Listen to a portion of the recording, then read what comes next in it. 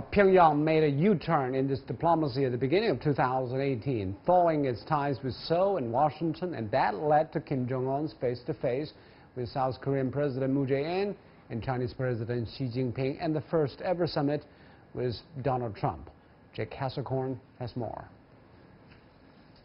Everything changed in the early days of 2018 when the DPRK halted testing of its ballistic missiles and took part in the opening ceremony of the Pyongyang Winter Olympic Games with the South Korean team under a unified flag. And on April 27, 2018, Chairman Kim Jong Un met with President Moon Jae-in at Panmunjom in the demilitarized zone.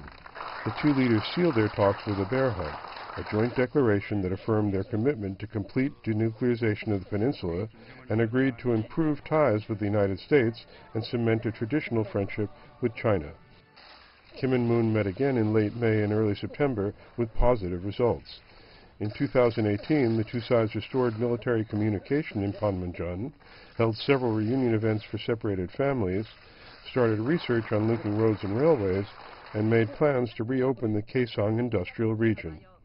In late May, the DPRK destroyed at least 3 nuclear tunnels, observation buildings, a metal foundry, and living quarters at its Pyongyang nuclear test site, a process observed by a group of invited international journalists.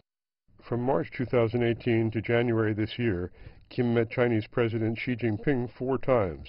The two leaders celebrated the traditional friendship between China and the DPRK and committed to complete denuclearization on the peninsula. And Kim thanked China for its effort to promote peace in the region and support the economic development of his country. On June 12th, Kim finally shook hands with U.S. President Donald Trump in Singapore.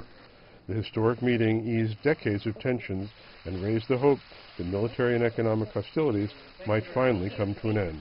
Kim and Trump signed an agreement to pursue denuclearization on the peninsula, downgrade provocative joint military exercises between the U.S. and South Korea, and return the remains of troops who died in the Korean War.